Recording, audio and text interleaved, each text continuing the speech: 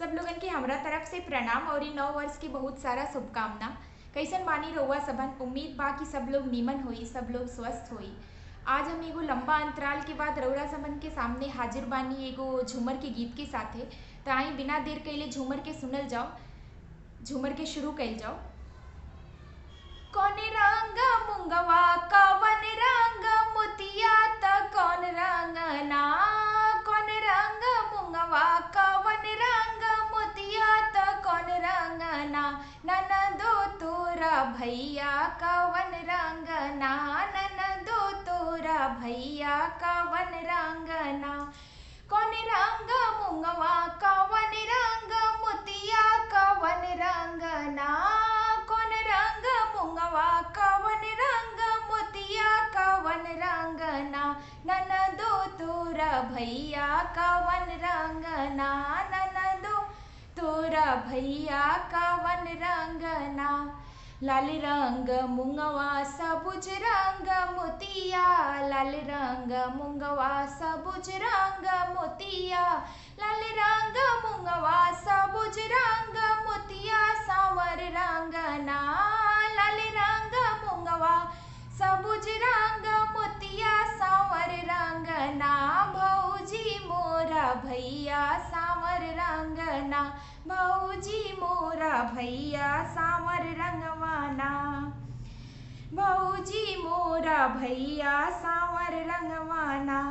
गिर गईले मुंगवा बिखर गईले मोतिया, गिर गईले मुंगवा बिखर गईले मोतिया, गिर गईले मुंगवा बिखर गईले मोतिया तरुस गईले ना, गिर गईले मुंगवा बिखर गईले मोतिया तरुस गईले ना, ननदो तोरा भैया तरुस गईले ना, ननदो तोरा भैया तरुस गईले ना।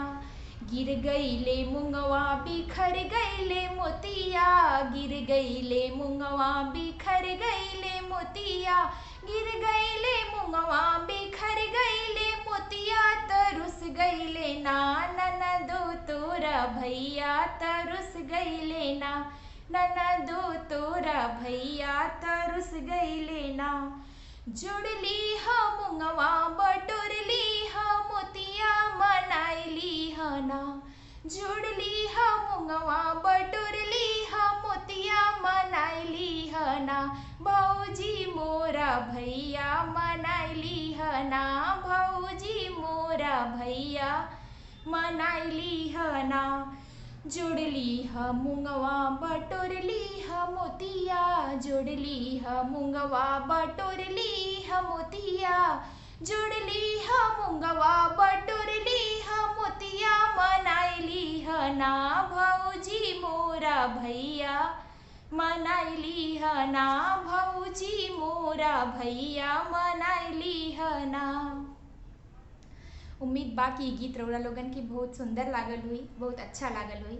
अच्छा लागल हो कि ये गीत तो जरूर चैनल के सब्सक्राइब करें, नया बानी तो चैनल के जरूर सब्सक्राइब करें, वीडियो के लाइक करें और ढेर से ढेर लोग के साथ शेयर करें ताकि ये सब गीत और लोग तक पहुंच पाओ। धन्यवाद।